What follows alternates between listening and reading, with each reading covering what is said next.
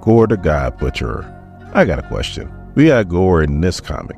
Wouldn't it be better used than the Venom comic? Like, who will win? Gorr the God Butcher or Eddie as the King in Black? Let me know in the comments. My name is Dorian. This is SCM Comics. We continue our coverage of Phoenix number 4. So our story starts off on Throne World 2, which is the capital city, the Kree Skull Alliance. And Jean's flying around with Miss Marvel. Jean's like, this is fun? And Carol's like, that sounds like a question, Jean. So Jean explains that when Miss Marvel called her, she thought it was going to be like official Avengers business, not a festival. So then Jean's like, she's just glad that she doesn't have to deal with collapsing black holes, dying suns, Asgardian zombies, lying father-in-laws, or generals trying to build Thanos' armies. So if what I just said sounds interesting to you, don't worry, your boy got you. The link to the playlist is in the description. So then Carol's like, what, no Galactus? Sounds like he's a month. And Jean's like, that happened in a week. So then Carol's like, look, this universe you're trying to protect, I know it's full of scary monsters, but it's also good things too. Like, you need to take a load off, spend some time with the good things, quit punishing yourself. Jean's like, I'm not punishing myself.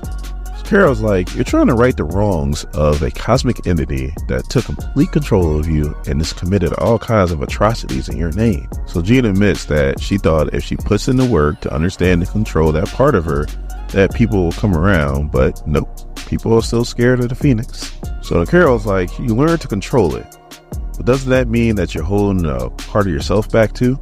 So then Jean is like, no one's going to get hurt because of the Phoenix or because of me ever again. So Carol's like, look, you're Jean Grey, the Phoenix, the most powerful person in the universe. Now use that immense and limitless powers to really put on a show for these people, which Jean does. So then Jean goes, that was fun. And Carol's like, and that doesn't sound like a question this time.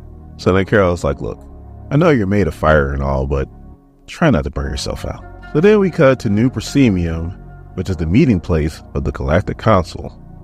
You know what? I miss a quiet council. Immortal X-Men, to me, it was a good series.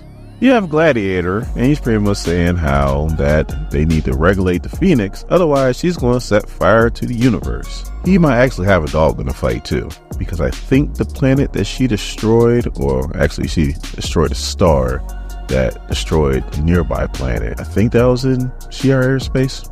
Could be Creed, but I think it might have been. You know what? That's a good question. If you're really knowledgeable when it comes to the Phoenix, the planet she destroyed, was it in Shi'ar space or was it in Creed space? Was it in somebody else's space? Let me know in the comments. So then Fabok is like, we've been down this road before, Gladiator. You brought your return to the Phoenix to the council, and I believe that resulted in you trying to terminate her entire human bloodline. Frankly, if she came after you, I'm inclined to turn a blind eye. So then Gladiator is like, as a member of the Shi'ar Imperial Guard, I was just doing what was necessary to protect my people and the entire universe. So Mythical's like, the Phoenix poses no threat. We can't charge her with something she hasn't done. And Gladiator is like, fools! Because he's Gladiator.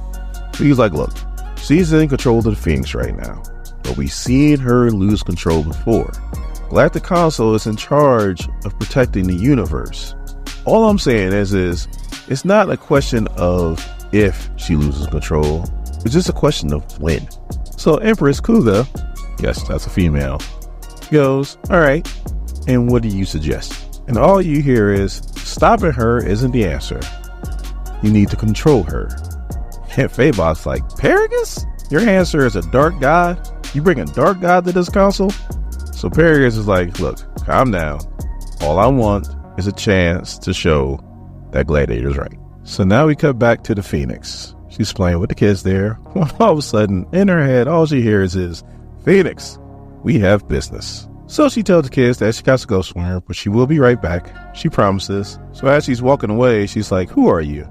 And they're like, your executioner. So she's like, oh, you want to fight, huh? Oh, why don't you just give me your location? I'll be there in a second. And they're like, oh, spoken with the arrogance of a god. You're all the same. And she pretty much says the equivalent of, if you're scared, say you're scared. And he's like, follow my voice.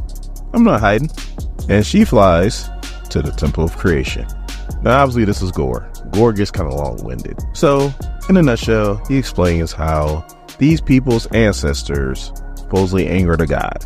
So they built this temple in tribute, but the god wanted more, and so on and so forth. You know why Gorr kills gods? Because he feels gods are arrogant.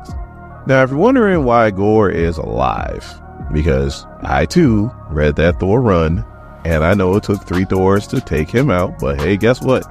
He got taken out. It actually explains it in this, that All Black loved Gorr to death. All Black was originally created to kill Celestials, which are also like God. And, Noel lost All Black in the fight with the Enigma Force. Well, Gorr, I feel, this is only my opinion, is more committed to the original goal of what All Black was created for than Noel was. Take out gods. Plain and simple. So All Black, the Necro Sword, is now Gorr's heart. So after some pleasantries, they get right to it. Phoenix goes, "I'm not a god." And Gorr's like, "Could have fooled me." So Thor has a big old hammer that has to be Thor inspired. But Phoenix stops it with one hand. So they're going at it. Thor is using All Black and all of his abilities, and the Phoenix is kind of staving it off. But Gorr does get a shot on the Phoenix. And then I thought this was the Phoenix talking, but it is not. The blue thought bubble should have been a clue. They go, "I almost feel ashamed to admit this, but a piece of me understands Gorr." Gorr was a nobody living on a nameless planet, watching helplessly as his people died, desperately praying to their gods. But when Gorr's entire family died, something built inside of him, a rage to take revenge on every god in the universe. All Black, the Necro Sword, a symbiote-infused weapon, was able to give Gorr power. But without it, who is Gorr? A no one from a nameless planet. And as that was going on, Phoenix knocked the hell out of Gorr, but then All Black came out of Gorr's chest and stabbed the Phoenix right in the heart. And the Phoenix was pretty much floating in space, and she's dying.